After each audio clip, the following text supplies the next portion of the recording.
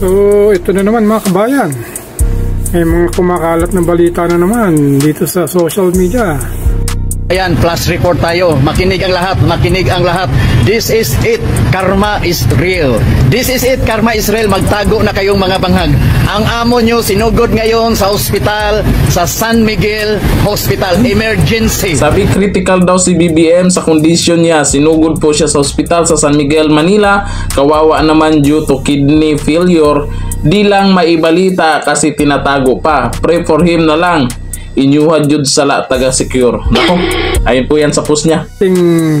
President Bongbong Marcos ay sinugod sa ospital dahil daw sa kidney failure. Totoo ba ito? So panoorin natin ang mga mali-balita na ito. Ito breaking news. It's not really news actually. Allegedly, hindi pa to confirm, nililiwanag ko, sabihin naman nila fake news ito, hindi pa to confirm, so baka may gustong mag-confirm nito na balita na may na-receive kasi sa ako na tatlong tao na nag-text, isa sa Malacanang, yung dating nandoon sa loob, then yung dalawa na nagtrabaho din kay Bank, allegedly si ay isinugod sa hospital. So gaano katotoo na sa kidney problem mo ay sinugod ka sa ospital? Kasi the few days ago puffy yung mukha mo parang hinahabol ka ng hininga, naghihingalo ka. Ang wish nga ng mga ibon dito sana ma-over-D ka daw. May mga ibon bumulong.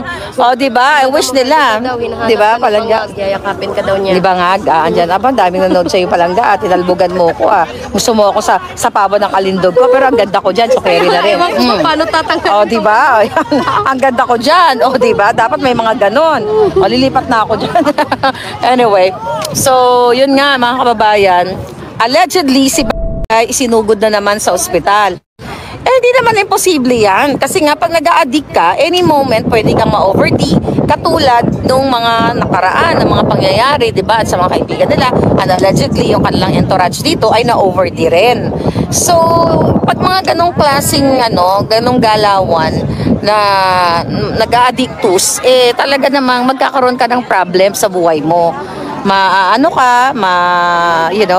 Hello palangga, how are you? Ano na alindog mo? Gusto mong kumabog How are you? Kumabog. Ito, live tayo, sure. Ayan, ayan, live na live. What's your name? Catherine po. Catherine, hi Catherine, from saan ka galing? From London po. Ay, London, Ano kayo nag-drive? Nag-drive dito or nag-airplane? I just flew. You just flew all the way from London. You say hi, you're live. Hello everybody. Oh, diba? Tapos ko lang muna yung vlog tayo mag-emote dalawa. Alright. Okay, so tuloy-tuloy natin ang chika. So yun nga, allegedly si ay nasugod na naman sa ospital. Napag-usapan nga namin, alam mo, kung mategi si Bangag, for sure tatago nila yan.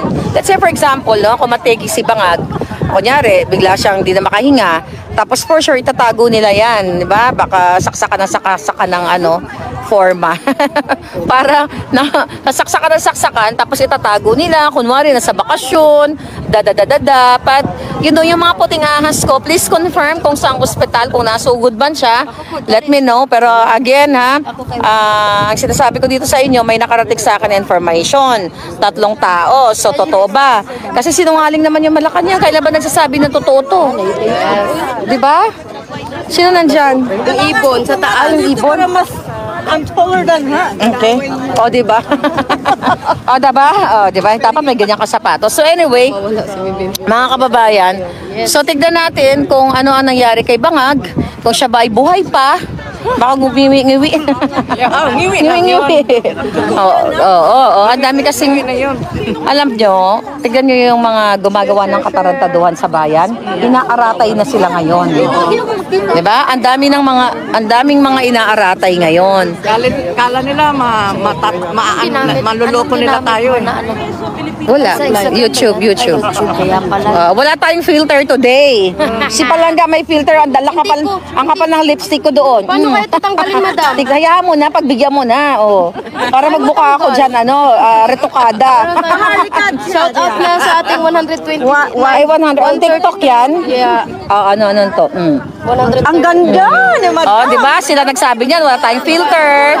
Siya lang nga may filter. Madam Marlica daw, ano daw masasabi mo sa mukha ni Bangag na namaga kasi mukha niya parang namamagana. Ayun na nga, sino nagsabi niyan? Tabasa yung pangalan.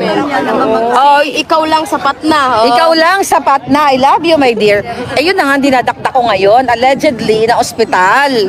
So, hindi natin alam kasi kahit kung ma-hospital man yan, hindi naman nila aminin yan.